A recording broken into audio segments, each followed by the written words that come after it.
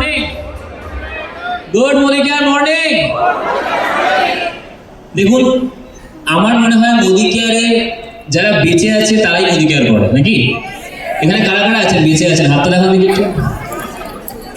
পাশের জন্য হাত না তুললে ঝাঁকিয়ে দেখবেন আছে নাকি। বেঁচে আছি আমরা? আওয়াজে মনে হচ্ছে না। বেঁচে আছি? এবার মনে হচ্ছে। জোরে হাত তুলে নিজেদের জন্য একটা।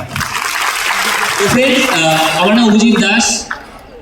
সাইকেল থেকে মোদিকেয়ার শুরু করা এবং কলেজ চলাকালীন আমার লাইফে মোদিকেয়ারটা নিয়ে এসেছে আমার সিনিয়র তিতিল দত্তটা। জোরে হাত তুলে আমার সিনিয়রদের জন্য।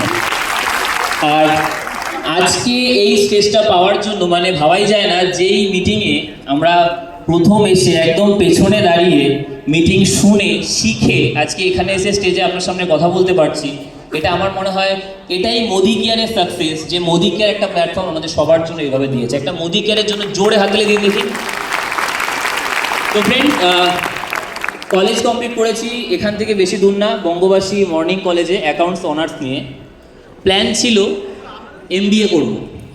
আর একটা ফ্যাক্ট যে আমি MBA করতাম, সেই প্রসেসে স্টার্টও করছিলাম।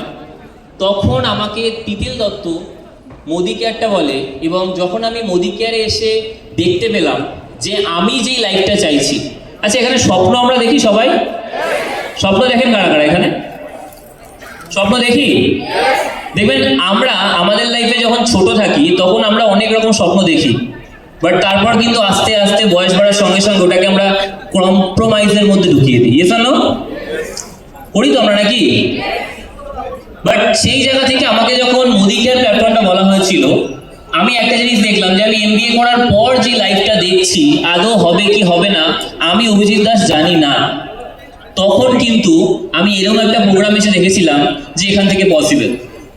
আর ছোট থেকেই খুব লজিক নিয়ে কথা বলতে ভালোবাসি। লজিক্যালি যদি আমি 18 বছর পড়াশোনা করতে পারি 20-30 টাকা রোজগার করার জন্য, আমি 3 বছরও মোদিকেয়ারের এই ডিগ্রিটাও করতে পারি 1 লক্ষ টাকা রোজগার করার জন্য। এই লজিকটাই ফ্রেন্ড আমাদের সবার যদি থাকে যথেষ্ট। আর আমি প্রত্যেকে একটা জায়গাতেই বলতে চাই যে লড়তে হবে। কাদের কাছে সমস্যা আসছে? সমস্যা কার কার আছে? দেখুন, সমস্যা সেই কাজেই আসে যেই কাজে সাকসেসটা তত বড়। একটা জায়গা মাথায় রাখতে হবে যে ভারতবর্ষের সব থেকে কঠিন পরীক্ষা যেমন UPSC, তার রেজাল্টটা যখন আপনি পাস করে যাবেন ঠিক সেরকমই স্ট্যান্ডার্ড থাকবে লাইফটা। Yes or no? ঠিক সেরকম মোদিকেয়ারের ডাইরেক্ট সেলিংয়ের এই কেরিয়ারটা স্টার্টিংয়ে যতটা কঠিন মনে হয়, যত বড় কঠিন পরীক্ষা আপনি দেবেন তত বড় সাকসেস, তত বড় স্টেজ আপনার জন্য এখানে অপেক্ষা করছে। এটা মাথায় রাখবেন। তো যাদের লাইফে যত সমস্যা আসছে আপনার জন্য এই স্টেজটা অপেক্ষা করছে, হয়তো এর থেকেও বড় একটা স্টেজ আপনার জন্য অপেক্ষা করছে। তো ফ্রেন্ডস, একটা জায়গা আমার কাছে খুব ক্লিয়ার যে জল দেখলে বা জল ছুলে যেমন পিপাসা মিটবে না, রান্না করা দেখলে বা রান্না করলে যেমন খিদে মিটবে না, ঠিক সেরকম মোদিকেয়ারের মিটিংয়ে শুধু আসলে আর বসে থাকলে সাকসেস পাওয়া যাবে না। জল পিপাসা মেটার জন্য যেমন জল খেতে হবে, খিদা মেটার জন্য যেমন খেতে হবে, ঠিক সেরকম মোদিকেয়ারের মিটিং শুনে যাওয়ার পর লাইফটা চেঞ্জ করতে গেলে কাজটা মন দিয়ে করতে হবে 3 বছরের জন্য। এই মাইন্ডসেটটা আমাদের প্রত্যেকের দরকার। আর যদি বলে প্রবলেমের কথা, সাইকেল যখন চালিয়ে মোদিকেয়ার করছে, আমি কিন্তু হাফ প্যান্টে মোদিকেয়ার শুরু করেছি। যখন আমার 19 বছর বয়স তখন এই মোদিকেয়ার বিজনেসটা স্টার্ট করি। যখন পাড়া থেকে যেতাম আমাকে বলা হতো সাইকেলে মিলেনিয়ার যাচ্ছে। হয়তো তাদেরকে ভগবান তথাস্তু করে দিয়েছিল যে সাইকেল থেকে বাইকও হয়েছে, বাইকের থেকে 4 চাকাও কিনেছি। এখন হয়তো অভিজিৎ দাস সাইকেলে মিলেনিয়ার না, 4 চাকায় মিলেনিয়ার, তাও আর মোদিকেয়ার থেকে নেওয়া। তাই প্রত্যেককে বলবো ফ্রেন্ড, ফাইট মারতে হবে। আর একটা জায়গা মাথায় রাখতে হবে, বসে বসে কিছু হবে না। দেখুন, জায়গা পরিবর্তন তারাই করবে যারা বেঁচে আছে। মৃত ব্যক্তি জায়গা পাল্টায়?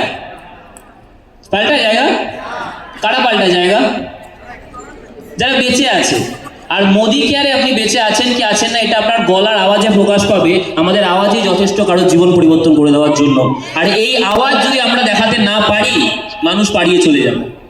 আর আপনার বাড়ির চালটা, আমি সবাইকে একটা কথা বলি, মোদিকেয়ার করার জন্য কোনো মোটিভেশনের দরকার নেই। মোটিভেশন 2 দিন থাকবে, বাট আপনি যদি একবার নিজের বাড়িতে গিয়ে নিজের 4টে দেয়াল দেখে নেন যে এটাই কি আমি আমার লাইফে চাইছিলাম, তখন কিন্তু আপনি বুঝতে পারবেন আমরা কি সত্যি যেখানে গিয়ে ঘুমাবো আজকে বাড়িতে গিয়ে ওটা আমাদের dream home. Yes or no? আমি কিন্তু জানতাম আমার ভাঙা টালিটা আমাকেই ঠিক করতে হবে, কেউ এসে করে দেবে না। তো প্রত্যেকদিন রাতে যখন ঘুমাতে যেতাম টালির দিকে তাকাতাম, এর থেকে বেশি মোটিভেশনের দরকার নেই মোদি কেয়ার করার জন্য, কোনো দরকার নেই মোটিভেশনের, এটা মাথায় রাখতে হবে। তাহলে ফ্রেন্ডস, আপনার পরিস্থিতি কে পরিবর্তন করবে? সিনিয়র? কে পাল্টাবে? পাল্টানো যাবে? শুনতে পাচ্ছি না, পাল্টানো যাবে? তো পরিবর্তন আপনার জন্য অপেক্ষা করছে, স্টেজ আপনার জন্য অপেক্ষা করছে। আপনি কি আসতে চান? Yes or no? সিদ্ধান্ত নেওয়া যাবে? Thank you.